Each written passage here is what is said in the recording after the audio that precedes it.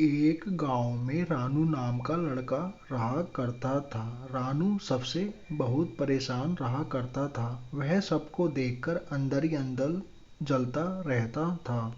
हे भगवान, सबके पास सब कुछ है और मेरे पास तो कुछ भी नहीं। अब मैं क्या करूं?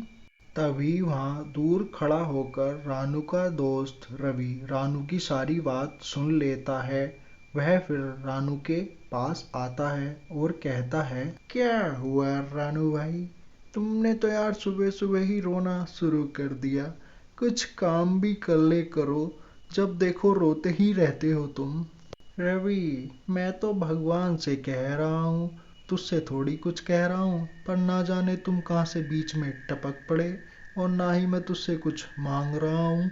तू जा यहाँ से। जब भाई तू ऐसी बात कह रहा है, मैं तो जा ही रहा हूँ। पर तू तो ऐसे का ऐसा ही रहेगा और दूसरों से जलता रहेगा। चल पागल, मैं तेरे मुंह क्यों लग रहा हूँ? वह इतनी बात कहकर वहां से चला जाता है। अरे, ये तो मुझे ही पागल बता गया। इसका तो कुछ ना कुछ करना पड़ेगा। कुछ ज्यादा ही बोल रहा है। रवि घर की तरफ जा ही रहा होता है, तभी उसके गाल पर बहुत तेजी से कोई थप्पड़ मारता है। पर रवि को कोई दिखाई नहीं देता। रवि सोचता है, यहाँ पर तो कोई नहीं है, तो फिर थप्पड़ किसने मारा? वह यह सोचते सोचते आगे चलता है। तभी फिर से दोबारा उसके कोई थप्पड़ मारता है।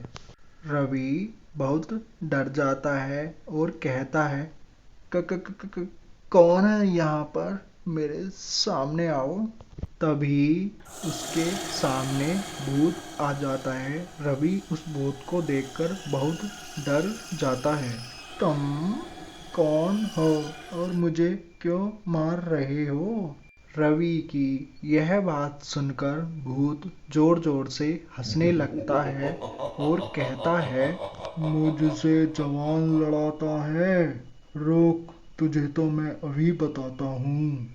मैंने तुम्हारा क्या बिगाड़ा है? मुझे जाने दो, मुझे माफ कर दो। देखते ही देखते भूत उसकी जवान खींच लेता है और कहता है, अव्वल, तेरा मुंह क्यों बंद हो गया? पर अब तू कहाँ से बोलेगा? मैंने तेरा ध्वनि यंत्र ही निकाल दिया। हा हा हा। रवि मर जाता है। यह बात गांव में सबको पता चल जाती है कि रवि मर गया है। पर यह किसी को पता नहीं होता कि उसे किसी भूत ने मारा है। अरे, क्या हो गया मेरे दोस्त रवि तुझे? तू मुझे यहाँ अकेला छोड़कर चला गया? यह बात कहकर रानू जोर जोर से हंसने लगता है। मुझसे जवान लड़ा रहा था, अब सही हो गया।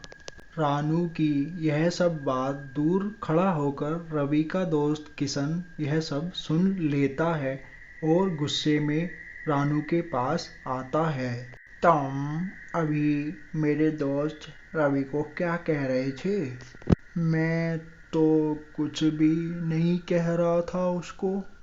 कुछ तो कह रहे थे, रानू गुस्से में कहता है। तुम कौन होते हो मुझसे यह सब पूछने वाले?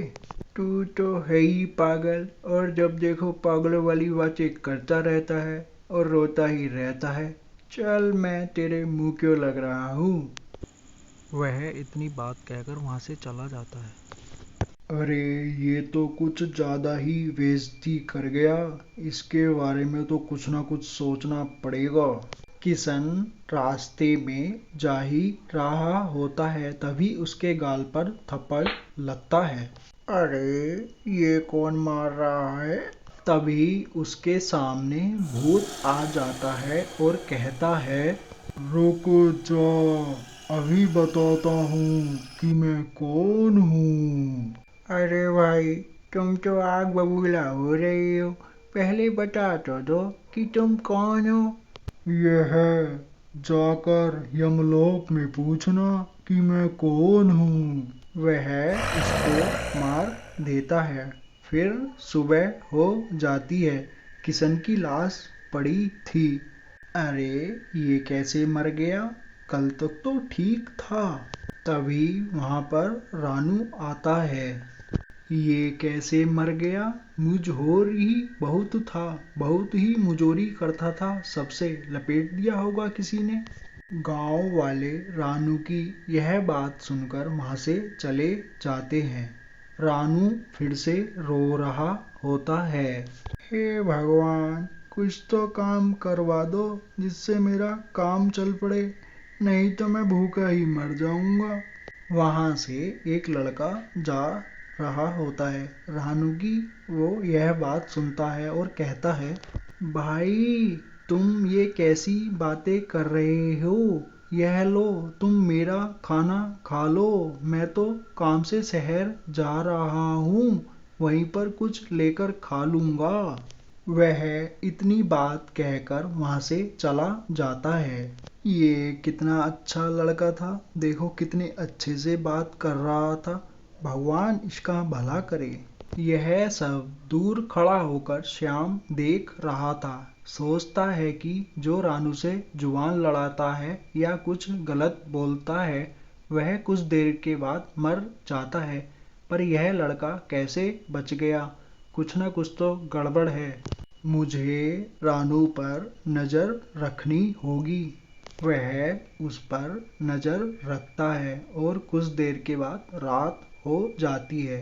जैसे ही रात के 12 बजते हैं, रानू अपने असली रूप में आ जाता है। वह यह सब देखकर डर जाता है और भूत उसको देख लेता है। वह उसके पास जाता है।